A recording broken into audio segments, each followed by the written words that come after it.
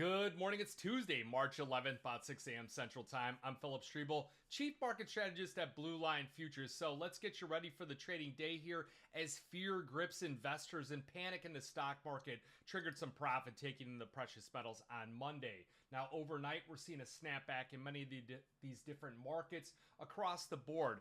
One thing that I do is I utilize the volatility index as kind of a gauge to see where we're at and how long will this panic take place. The way I do that is I look at the curve on the volatility index. So looking at the last on the March contract, which is the front month, it's trading about 24.46. We did see a pretty big spike up here yesterday overnight up to about 26.45 and at one point even 28 yesterday. So it has simmered down a bit.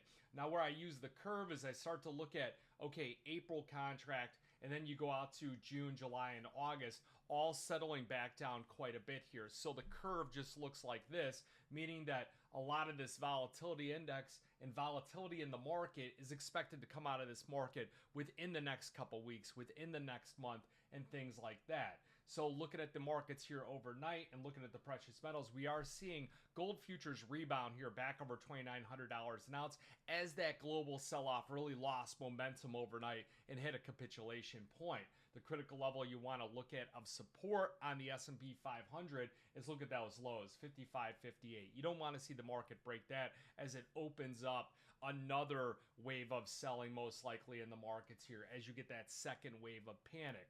Now gold is up about 11% this year, and it's been driven by the central bank buying, the speculation about the Fed cutting interest rates. You get that kind of panic sell-off, it brings forward that curve as far as when the Fed is going to cut rates, and it's kind of a juggling act between May and July. Now the Fed is in a blackout period, so we'll want to start to watch that FOMC tool starting more like later in the week towards into next week here, where we get all the inflation data coming out and a lot more jobs data coming out as well. So I really believe that gold futures are setting themselves up. If we do get a technical breakout over some of these key levels here, prices could hit that $3,000.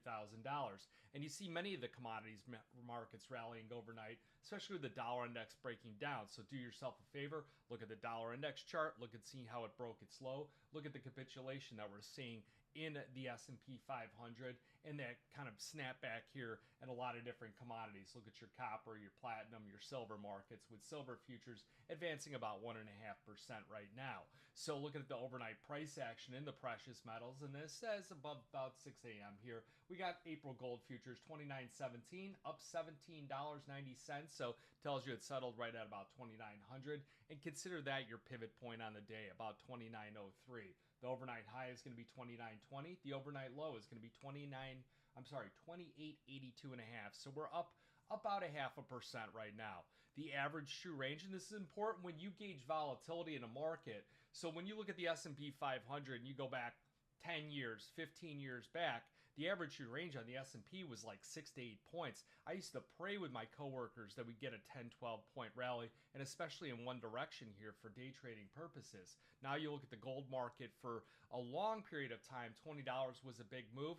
$43 has been the average and been the average for quite a while here. So no real significant degree of volatility there. If you look at the silver market, the pivot point on the day and one of the levels that I'll be watching here is 32.65. If we go below that on any kind of meaningful volume, and we could stay below that before, a 10, 15 minute period, then chances are we're going to run back down to those lows. So the average range on the silver market, 82 cents here. So given where we're at, 32.99, we could end up back down near those lows. I'm not saying that I'm bearish on the market by any means. I'm just identifying different things here, different things that I'll watch in a roadmap here. Where's a gas station at? Where's a restaurant at? Where's this? That's what I look at, where the lows, the highs, the pivot points are, and then what's the speed limit? What's the average true range and things like that? And what are some key levels? What are some destinations I like to get to on this road trip here? So I'd like to see the market close on the gold market above 29.31.40. That's my critical level there. We close above there. I think we got a good shot at challenging those all-time highs. We challenge the all-time highs. I think we make that run to 3,000.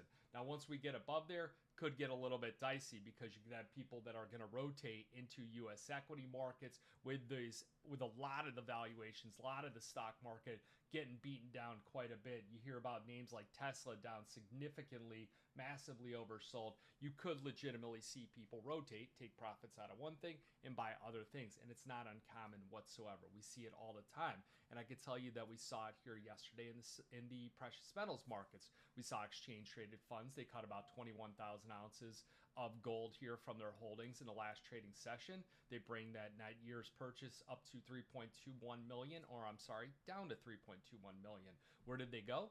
Well, the ETFs, they added 2 million troy ounces of silver in their holdings in the last trading session, bringing this year's net sales to 9.26 million ounces. So rotations do happen, and they happen all the time. The critical level I want to see breached on the silver market to the upside is going to be 33.40.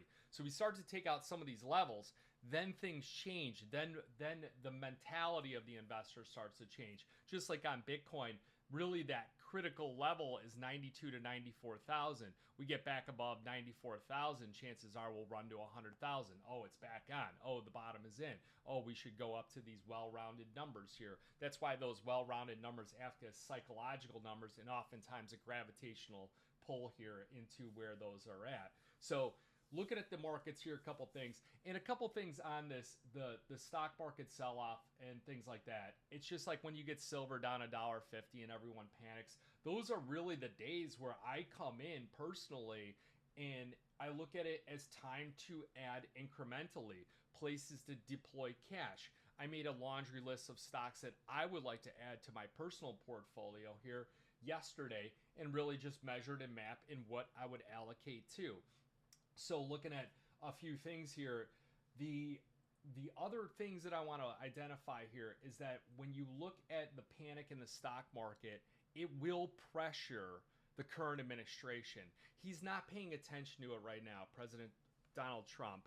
All right. And what it will do is you will see his team start to push for different agendas to turn things around here, because the reality is they have too much to risk if the market keeps going down. So what they're going to help do is they're going to try and push a tax bill that will help soften the economic blow because of his tariffs, and they want to get that passed before July. So that's why I think that we start to get a turning point in the economy and a turning point in the stock market. So he's going to try and get that bill signed as fast as possible in order to keep control of the House in 2026 near the midterm elections here. So you're going to see that turmoil in the market here and the recession risks really pressure the team to kind of act fast to pass the bill and provide an economic boost. So that's a bit in the politics. It's just when you see the market slide so much and you see the memes coming around that are attacking the politicians and people saying, hey, I told you so, shouldn't have voted for this guy, blah, blah, blah.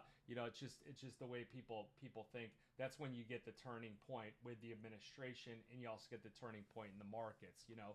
So there are other things you can do with these markets when you do get these kind of sell-offs. You can look at selling call options. You can look in buying put options here. You could look at protective strategies. You could use these types of rallies to take down some of your positionings or redeploy capital into other investment classes. Remember, there's 27 major commodities. Some of the commodities here have been doing quite well. We discussed wheat, had a great day yesterday. Had a little bit of a pullback from when we got in and then took back off to the upside. Same thing with the corn market. Looks great to the upside, pushing up as well. Crude oil futures trapped in a range right now, $60 to $80 probably is the bigger term picture here, but we're starting to move back up here, and I think that futures could push back up slightly above that $71. A lot of people took shorts on natural gas. They covered those shorts on Friday. They redeployed the shorts here yesterday with that spinning top pattern here and that technical top that it looks like on that natural gas market. So those are not trade recommendations. They're just observations, again,